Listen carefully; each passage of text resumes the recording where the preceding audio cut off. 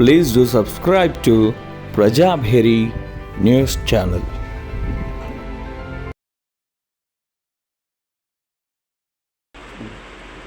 లంకాం సమస్తాం సందీప్యలాంగూలాగ్నిం మహాబలః నిర్వాపయామాస తదా సముద్రే హరిసత్తమః సందీప్యమానాం విధ్వస్తాం త్రస్తరక్షోగణాం పురీం అవేక్ష హనుమాన్ లంకాం చింతయామాస వానరః. ఈరోజు ఆంజనేయ స్వామి వారి జన్మదినోత్సవం. అందరూ చైత్రమాసం పూర్ణిమ రోజున హనుమత్ జయంతి చేస్తూ ఉంటారు. కానీ ఆ రోజు రాక్షస సంహారం చేసి విజయాన్ని సాధించినటువంటి రోజు. ఆంజనేయ స్వామి పుట్టినటువంటి రోజు మాత్రం వైశాఖ మాసంలో పూర్ణిమ తర్వాత దశమి రోజు అనగా ఈరోజు. ఈ రకంగా ఈరోజు ఆంజనేయ స్వామికి సంబంధించిన ఆదికావ్యం వాల్మీకి మహర్షి గారి చేత రచింపబడిన రామాయణ మహాకావ్యంలో సుందరకాండ చాలా ముఖ్యమైనది.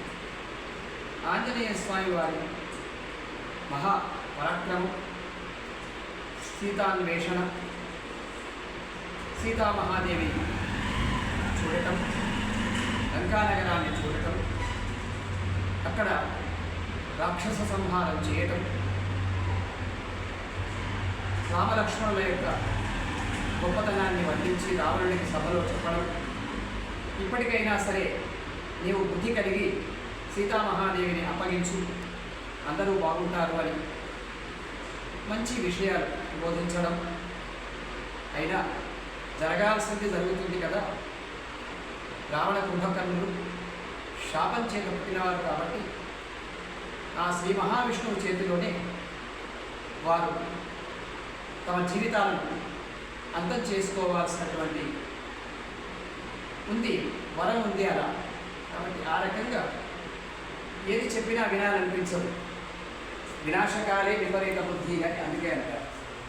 ఆ రకంగా ఈ సుందరకాండ పారాయణ ఈరోజు చేయటం వల్ల ఆంజనేయ స్వామి వారు సంతోషపడతారు, వారి ఆశీస్సులు లభిస్తాయి, లోక కళ్యాణం జరగాలి, అందరూ కూడా బాగుండాలి, అధర్మంలో ఎవరూ వెళ్ళకూడదు, ధర్మంతోనే నడవాలి, ఎన్ని కష్టాలు వచ్చినా కూడా అధర్మ మార్గంలో వెళ్లకుండా తల్లిదండ్రులను, గురువులను, సాధు సజ్జన సత్పురుషులను ప్రేమిస్తూ వారి సేవ చేస్తూ వారి ఆశీర్వాదాన్ని పొందుతూ తమకు తోచినట్టుగా తమ శక్తి ఉన్నట్టుగా తమ ఇష్టదైవాన్ని పూజిస్తూ జపం చేస్తూ తపస్సులు చేస్తూ తమ జీవితాన్ని పండించుకోవాలి.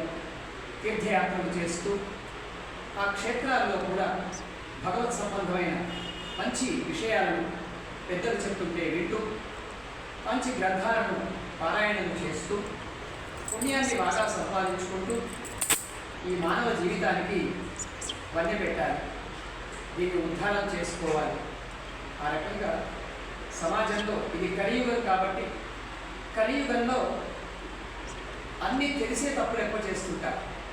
తెలియక తప్పు చేసేవాళ్ళు తక్కువ మంది ఉంటారు, తెలిసి తప్పులు చేసేవాళ్ళు ఎక్కువ ఉంటారు.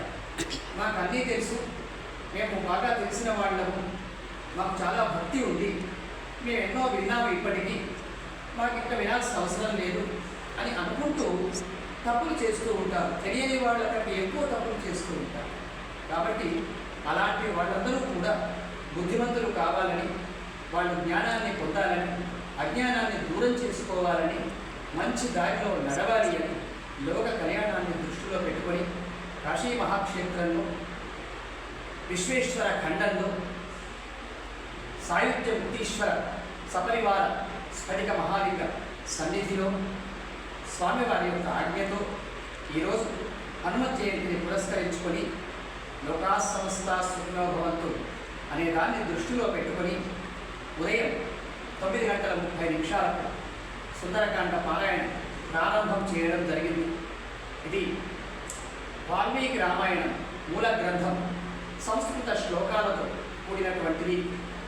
ఇటువంటి గ్రంథాన్ని 8 గంటల సేపు పారాయణ చేస్తే కానీ పూర్తి కాదు అన్నమాట. ఒక్కొక్క అక్షరాన్ని కూడా తప్పు లేకుండా, అక్షర దోషాలు లేకుండా సరిగ్గా అర్థం చేసుకుంటూ చదవటమే పారాయణ పద్ధతి. ఊరికే ఏదో చదువుతూ పోవడం కాదు. ఆ రకంగా అర్థాన్ని, వచనాన్ని చదవటంలో ఇంత ఫలితం ఉండదు. సంస్కృతం రాని వాళ్ళు, శ్లోకాలను చదవలేని వాళ్ళు ఆ అర్థాన్ని చదువుకుంటారు. కానీ జ్ఞానులు, పండితులు, గురువులు వీళ్ళందరూ కూడా సంస్కృత శ్లోకాలు, వాల్మీకి మహర్షి రాసినటువంటి ఆ శ్లోకాలను మాత్రమే చదవాలి. చదివేటప్పుడు జాగ్రత్తగా మనస్సులో చదువుకోకూడదు. మనసులో చదువుకుంటే తొందరగా అయిపోతుంది అని కొంతమంది మనసులో పారాయణ చేస్తారు.